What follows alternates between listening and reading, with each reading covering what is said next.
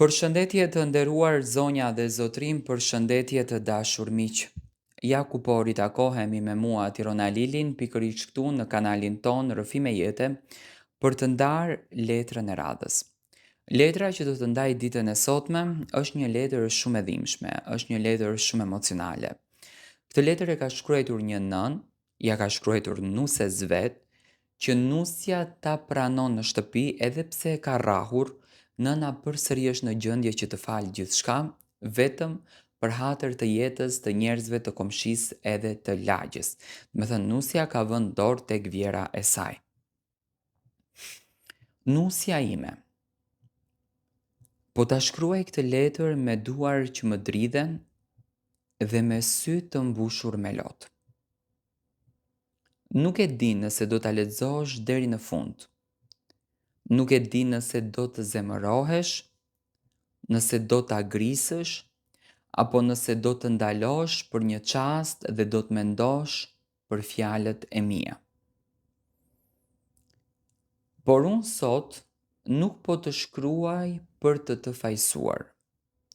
Po të shkruaj sepse jam lodhur duke mbajtur gjithçka brenda vetes time.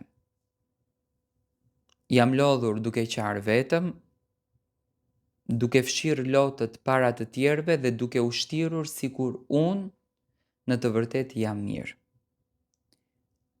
Jam lodhur duke thënë nuk ka gjë, do të kaloj dhe kjo.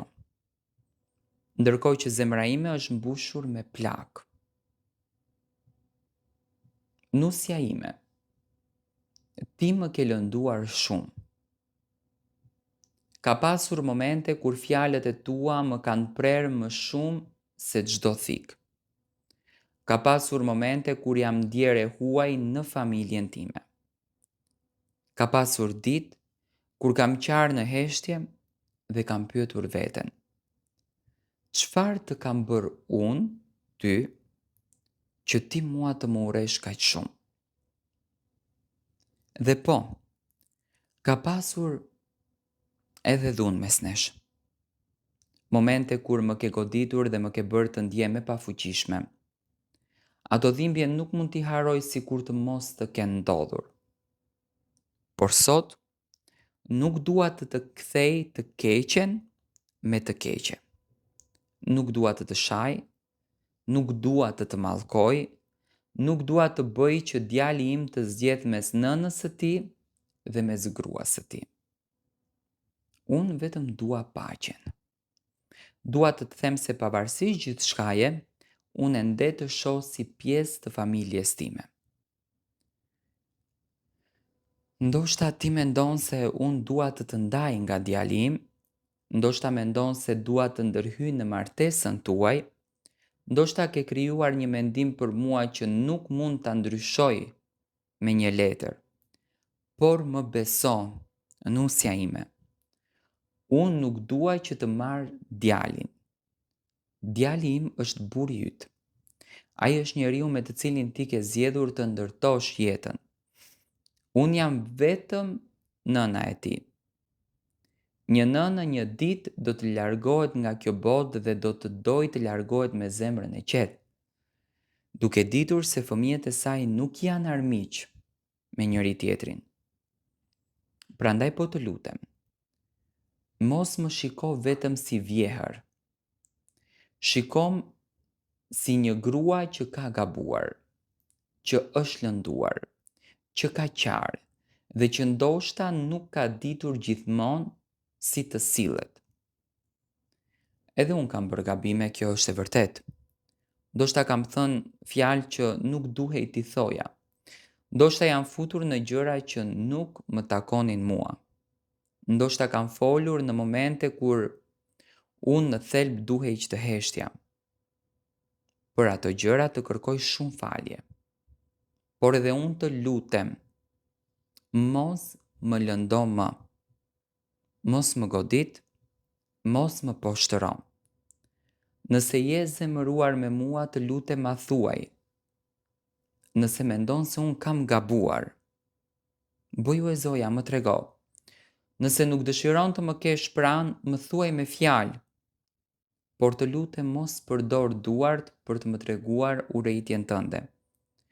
Unë jam një nën, jam një grua, jam dikush që edhe pse mund të duket e fortë nga jashtë, brenda saj thyhet shumë lehtë. Dhe ka një gjë që më dëm më shumë se çdo plak. Është fakti që djali im është vendosur mes nesh. E shoh në sytë e tij, e shoh kur hesht, e shoh kur nuk di kujt t'i jap të drejtë. Dhe unë nuk dua që ai të jetoj me këtë barën. Nuk dua që një ditë të thotë për shkak të konfliktit mes tyre, unë e humba nënën. As nuk dua që ti të thuash një ditë për shkak të konfliktit me vjerën, unë e humba burrin tim. Familja nuk duhet të jetë luftë. Shtëpia nuk duhet të jetë vend ku njerëzit jetojnë me frikë. Prandaj nusja ime, sot po të zjas dorën. Jo për të fituar një luftë, por për ta mbyllur këtë luftë. Po të them, hajde të fillojmë nga e para. Le t'i lëm pas fjalët e këqija. Le t'i lëm pas ditët e mbushura me inate. Le t'i lëm pas njerëzit që na kanë shtyrë të mendojmë keq për njëra tjetrën.